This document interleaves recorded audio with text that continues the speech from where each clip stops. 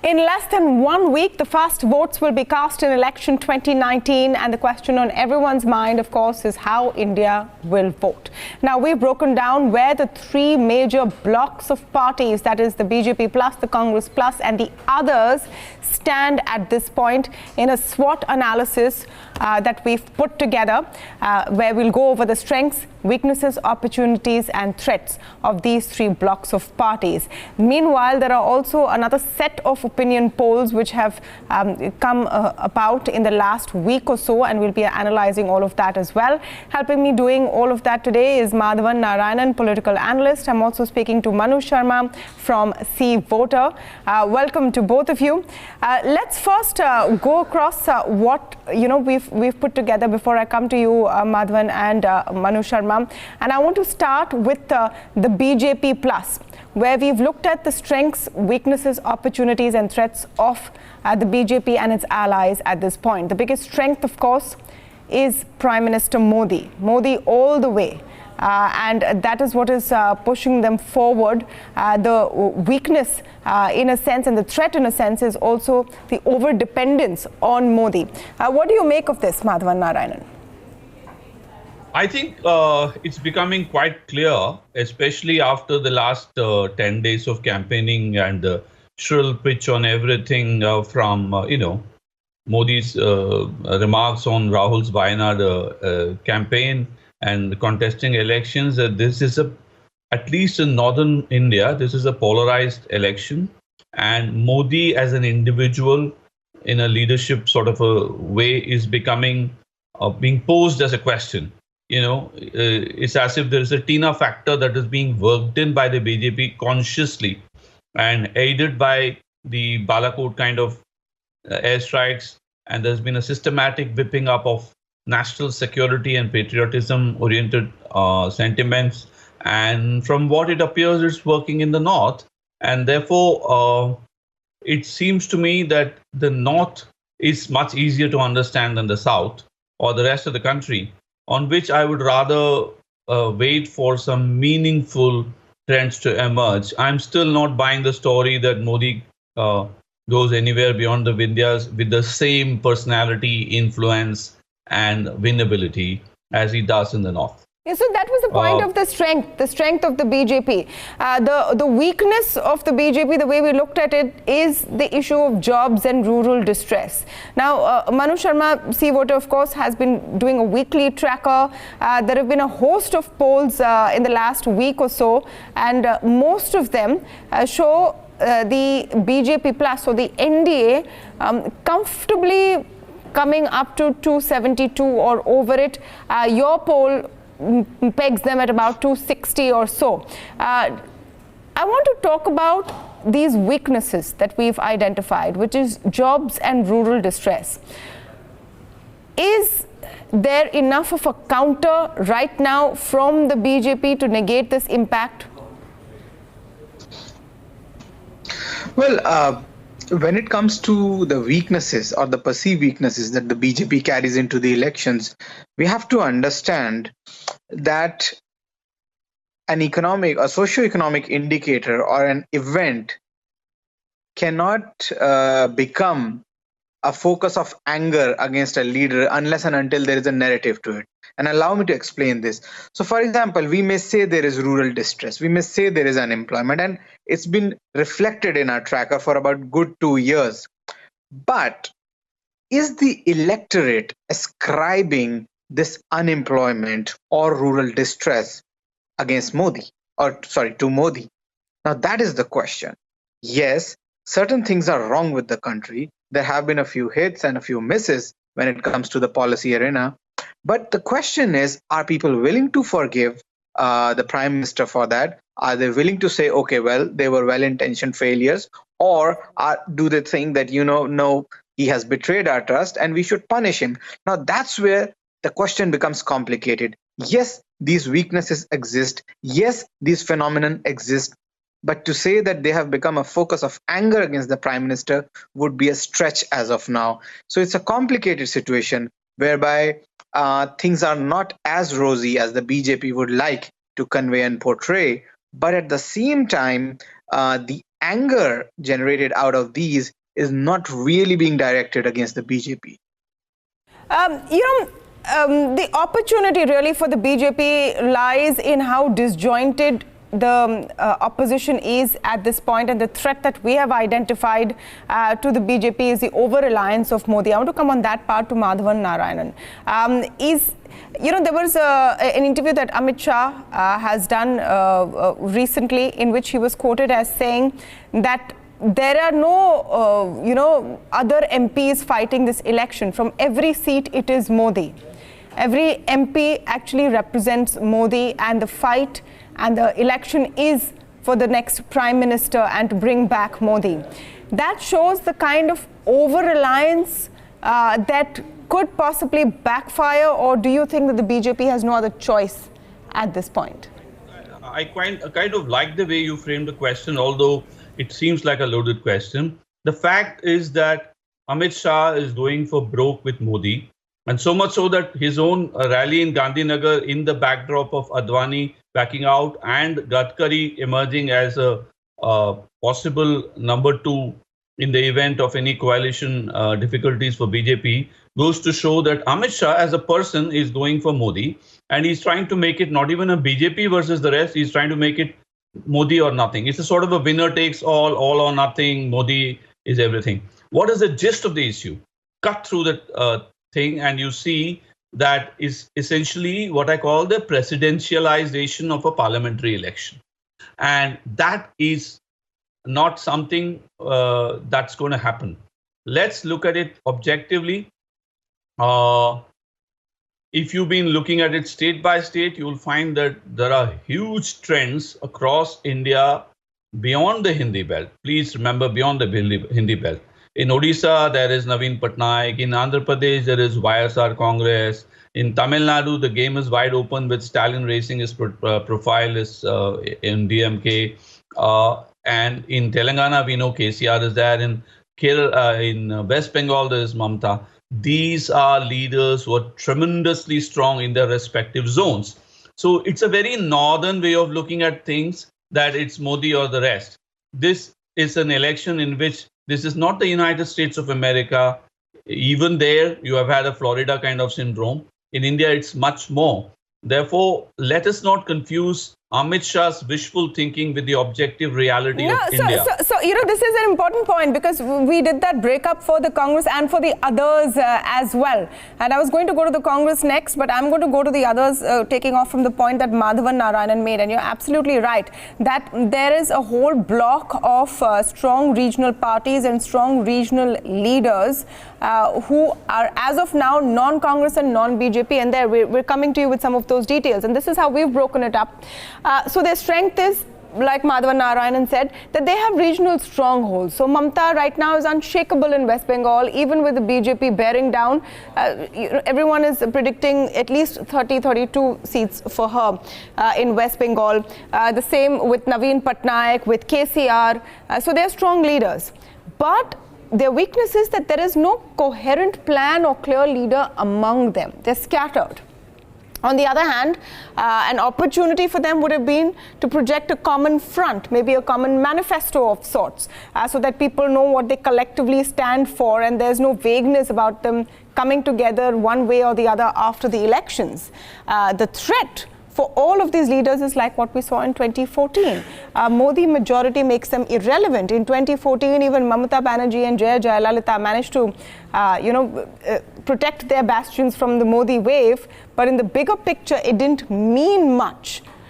Simply because, the BJP had such an astounding majority. They couldn't do much with those numbers. I want to come to Manu Sharma on the point of the others, because that's the big question mark in this election, isn't it?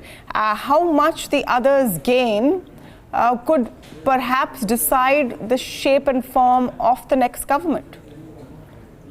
Definitely. I mean, if this election, were to be lost by the BJP, the road to victory for the opposition does not lie through the Congress lands. It lies through the others' lands.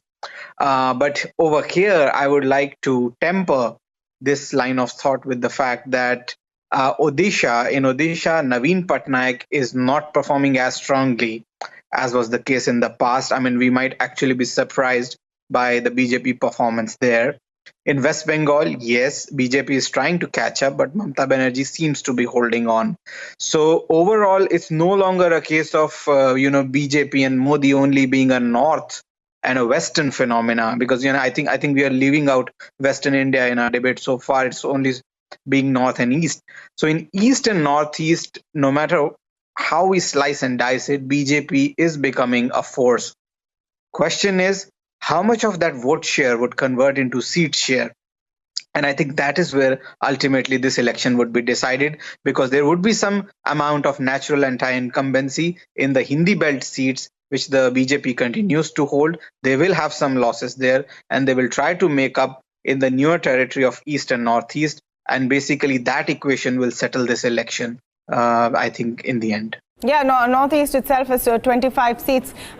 We've been talking about Odisha, and which is why I'm happy to welcome Amitabh Tiwari on the show as well.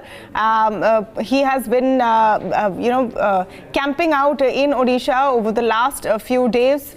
And doing work over there. Amitabh is a political commentator and contributor to BloombergQuint.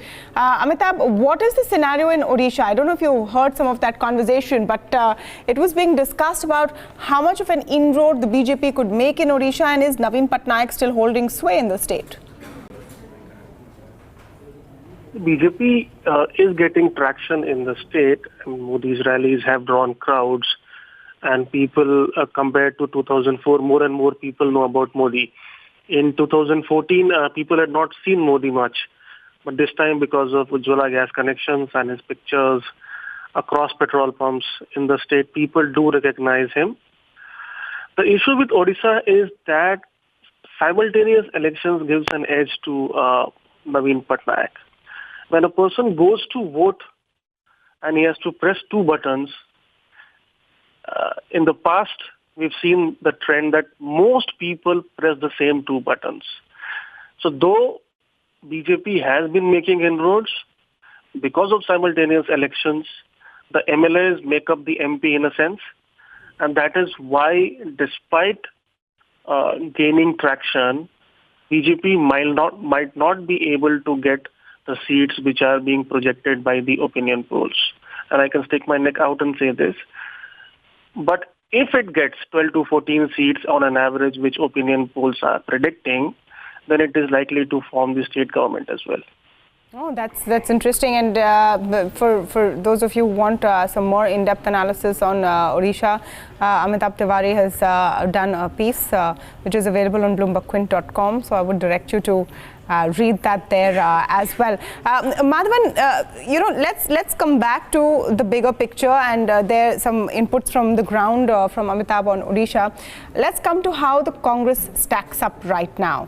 And I want to go back to the SWOT we've done to take up the Congress story. The biggest strength right now for the Congress seems to be their promise for Nyay, which is a scheme which guarantees 72,000 rupees a year for families in the bottom 20% of the pyramid, and they have a 12,000 rupee per month cutoff to identify those people. So that's their top strength. The Hindi heartland wins they had in Madhya Pradesh, Chhattisgarh and Rajasthan have improved their perception at the very least, because before these wins it was seeming like they stood nowhere in this picture. Let's look at the weaknesses that the Congress faces. There's no clear counter to Modi, and Rahul Gandhi's leadership, I've put that in the weakness block, looking at the fact that there has been a sea change in his confidence and the things that the party has done. But at this point, does he seem like a match for Modi? The fact that it's still a question shows that it's a weakness. The opportunity could be in Priyanka Gandhi Vadra, and we'll come to this point in a bit, talking about whether she's being underutilized by the Congress right now. The big threat, of course, is the big brother attitude, where we're a cut above the rest as far as other political opposition parties go. That's causing them troubles in forming alliances and seat sharing, so on and so forth. Madhavan, I want you to come in on the quick analysis we've done of where the Congress party stands right now.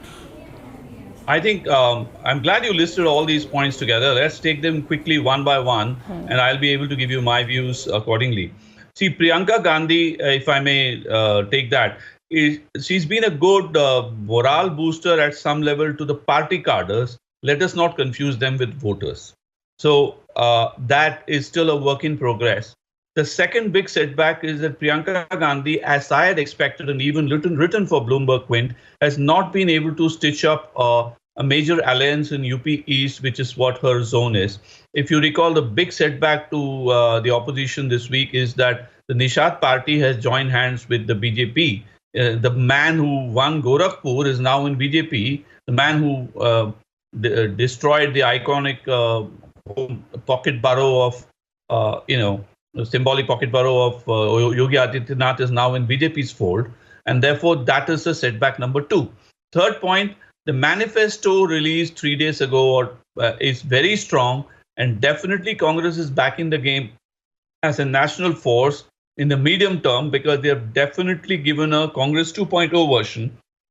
But the time is too short, and you were posing it as a leadership election, but it would be walking into Modi's trap for Congress if they were making it a leadership-based election, because Modi's towering oratory is certainly a strong point. So the real question is, are the promises in the manifesto and the issues raised by Congress good enough to translate into votes? Now, there are 2 points here. One is that the cadres do not have enough time to convert this into booth level action. And that is certainly a setback for the Congress. Although the sheer numerical draw of 12,000 rupees a month or 6,000 rupees a month, and some of the other positives, including the Kisan-related, the farmer-related promises, are not something that I would dismiss off as empty promises or unworkable, because Congress has done a hell of a lot of good work in doing the homework on the manifesto. The problem is that if it had released this manifesto early, BJP or Modi might have countered it a bit more. What they have done is, in cricketing terms, they've played a late cut. They're waiting for the ball to come, let Modi define the national security narrative, and then coming up with a socio-economic populism as an alternative. I do not rule out it making a positive impact across the country, but not so much in the Hindi belt.